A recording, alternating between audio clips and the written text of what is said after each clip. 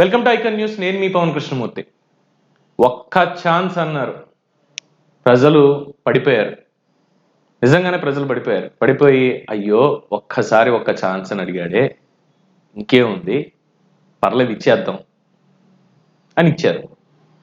ఇచ్చిన 5 ఏళ్ల తర్వాత ఎలా ఉంది పరిస్థితి? ఇప్పుడు మళ్ళీ వాళ్ళు వస్తున్నారు. వీళ్ళు మాకొద్దురా బాబు అని ప్రజలు నిర్ణయించుకున్న తర్వాత మళ్ళీ వాళ్ళు ఇప్పుడు వస్తున్నారు. వచ్చి సెంటిమెంట్ డైలాగులు కొడుతున్నారు ప్రతి ఒక్కళ్ళు. అంటే మన తెలంగాణ ఎన్నికల్లో చూసాం కదా, పాడే కౌశిక్ రెడ్డి అనేటువంటి వ్యక్తి, మీరు ఈసారి కనుక నాకు అవకాశం ఇవ్వకపోతే మొత్తం కుటుంబంతో సైతం నేను పెట్రోల్ పోసుకుని తగలడతా, ఆత్మహత్య చేసేసుకుంటాను అని. ఆత్మహత్య చేసేసుకుంటానని. పాపం ప్రజలు మరి నమ్మారో ఏంటో, దాని మీద అనర్హత వేటి ఉంటుందో. ఎందుకంటే బెదిరించి, ప్రలోభ పెట్టి, అంటే బెదిరించి నేను చచ్చిపోతాను, మీరు ఓటు వేయకపోతే అని చెప్పి వేయించుకున్నాడు ఓట్లు. సో అది ఖచ్చితంగా రేపు పొద్దున్న రాజ్యాంగానికి వ్యతిరేకంగానే ఉంటుంది. ఆ ఎమ్మెల్యే పదవి ఎలాగో పోతుంది అనుకోండి, అది వేరే విషయం. ఆంధ్రప్రదేశ్లో కూడా ఇప్పుడు వైఎస్ఆర్సీపీకి సంబంధించినటువంటి నేతల్లో ఇంకా మేము ఓడిపోతున్నాం, ఇంక్లూడింగ్ జగన్మోహన్ రెడ్డి, మేము ఓడిపోతున్నాము అందుకని చెప్పి ఇప్పుడు మేము సెంటిమెంట్ పండించాలి, చాలా పెద్ద ఎత్తున సెంటిమెంట్ పండించాలి. ఎలా పండించాలి అనేది ఎలా చేస్తున్నారంటే, సేమ్ ఇక్కడ పాడ కౌశిక్ రెడ్డి ఏ విధంగా అయితే చేశాడో, ఇవే నాకు చివరి ఎన్నికలు, ఈ ఒక్కసారి మీరు అవకాశం ఇస్తే నేను ఖచ్చితంగా మీకు సేవ చేసుకుంటా, నా వయసు అయిపోతుంది వచ్చే ఎన్నికలకి, 29కి నేను వయసులో ఉండను, సో ఇప్పుడే మీరు నాకు అవకాశం ఇస్తే ఇప్పుడే సేవ చేసుకుంటా, ఇవే నాకు చివరి ఎన్నికలు. ధర్మాన ప్రసాదరావు గారు ఇదే మాట, నిన్న మొన్న కొడాలి నాని ఆఖరికి ఇదే మాట, నాకు ఇవే చివరి ఎన్నికలు, నాకు అధికారం లేకపోతే నేను ఉండలేను, అబ్బా తూచ్ అని చెప్పేది చిన్నపిల్లలాగా. సెంటిమెంట్ రాజకీయాలు తెగ పండిస్తున్నారు. ఒక్కొక్కళ్ళు వీళ్ళు 3 సార్లు 4 సార్లు ఎమ్మెల్యేగా ఎన్నికయ్యారు. పైగా ఏమంటారు, మేము అధికారంలో లేము, మేము ఎమ్మెల్యేలుగా ఎన్నికైనా అందుకే మా నియోజకవర్గాలను అభివృద్ధి చేసుకోలేకపోయాం, మీరందరూ నన్ను ఎంతో ప్రేమతోటి ఎన్నుకున్నారు ఇన్నిసార్లు కూడా, నేను మీతోటే ఉన్నాను, ఇప్పుడు కూడా మీతోటే ఉంటాను, ఇది అందుకే ఈసారి ఎలాగైనా సరే మళ్ళీ మన ప్రభుత్వం రావాలి, వస్తే నేను రోడ్లు వేయిస్తాను, వస్తే నేను ఇది చేస్తాను, నేను అది చేస్తాను. డబ్బులు నీ అమ్మ మొగుడిస్తాడా అని అడుగుతున్నారండి ప్రజలు. క్షమించాలి, అవన్నీ నువ్వు కట్టుదాడుతున్నావు అని మీరు అనొచ్చు, వాటెవర్. సో ఇలాగా ప్రతి ఒక్కళ్ళు కూడా నాకు ఇవే చివరి ఎన్నికలు, దయచేసి నాకు ఓటేయండి. నీకు చివరి ఎన్నికలు అయితే మేము ఎందుకు ఓటేయాలి, ఏం చేసామని ఓటేయాలి అని ప్రతి ఒక్క నేతని కూడా ఎవరైతే ఈ మాట అంటున్నారో ప్రజలు అడిగి తీరాలి. ఒక్క అవకాశం ఇవ్వండి అని అడగడంలో తప్పు లేదు. ఎందుకంటే నేను కెరియర్ స్టార్టింగ్లో వచ్చినప్పుడు దాదాపుగా ఒక 100 ఇంటర్వ్యూలు అటెండ్ అయి ఉంటా, ఏ ఒక్క ఇంటర్వ్యూలో కూడా నేను సక్సెస్ అవ్వలేకపోయాను. చాలా మందిని అడిగాను, సార్ ఒక్క ఛాన్స్ ఇస్తే నేను ప్రూవ్ చేసుకుంటాను నేను ఏంటనేది. ఎక్స్పీరియన్స్డ్ క్యాండిడేట్స్ కావాలమ్మా, మాకు ఫ్రెషర్స్ని తీసుకోవట్లేదు, ఇదే సమాధానం. ఎక్స్పీరియన్స్ కావాలంటే ఎవడన్నా పనిస్తే కదా చేసేది, చేయగలిగేది, లేదంటే వ్యాపారం పెట్టుకోవాలి. దాంట్లో కూడా బ్యాంకులు నీకు ఎక్స్పీరియన్స్ లేదమ్మా లోన్ ఇవ్వడం కుదరదు, ఇలా ఉండేది. సో అలాంటి టైంలో నిజంగా ఒక టాలెంట్ని గుర్తించి ఒక అవకాశం ఇవ్వడంలో తప్పులేదు.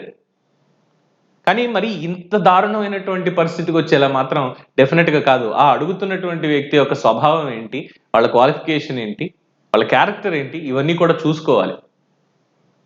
అంటే మళ్ళీ వేరే టాపిక్లోకి వెళ్ళిపోతుంది కాబట్టి అక్కడికి ముగిస్తున్నది. సో ఇలాగ కొత్త వాళ్ళకి ఎవరికైనా ఒక అవకాశం ఇవ్వడం తప్పలేదు.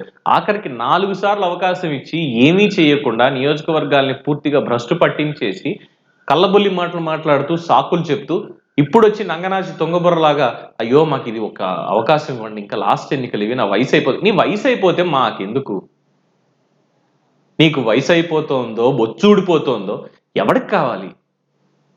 ఇప్పటి వరకు అధికారం ఇస్తే ఎమ్మెల్యేగా నియోజకవర్గానికి ఏం చేసామని చెప్పి ప్రతి ఒక్కళ్ళు అడుగుతారు.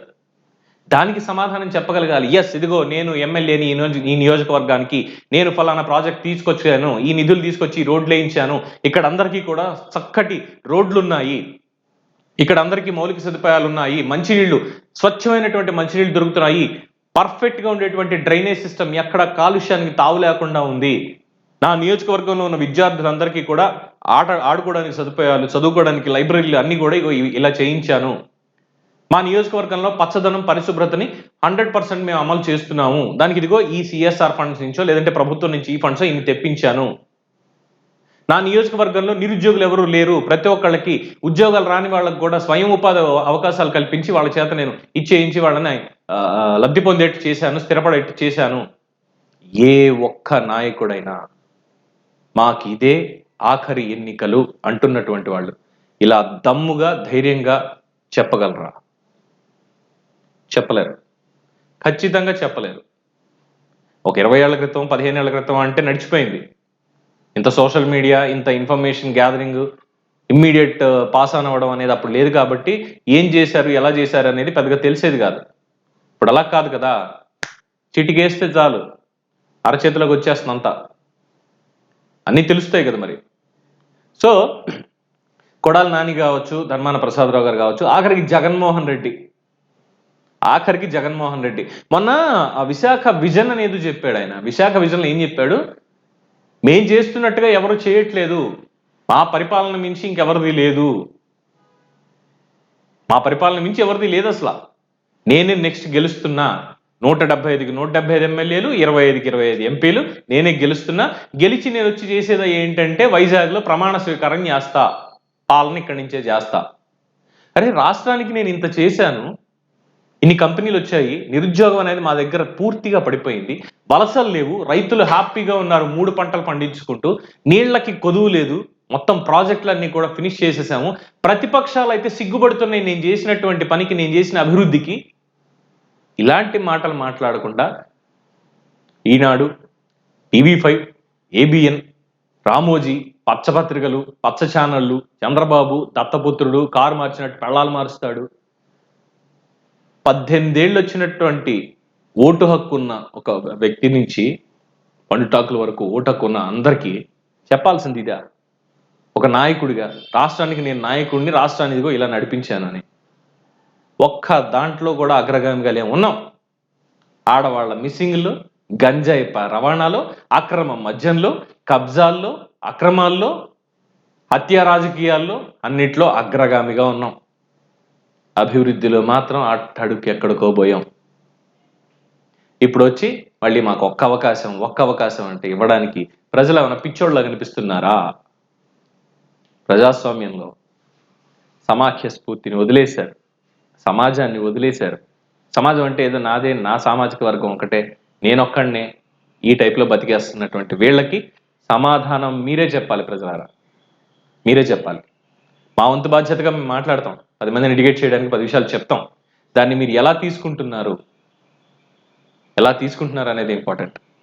సో దీని మీద మీ అభిప్రాయం ఏంటి అనేది కామెంట్స్ రూపంలో తెలియజేయండి. చూస్తూనే ఉండండి ఐకాన్ న్యూస్. నేను మీ పవన్ కృష్ణమూర్తి.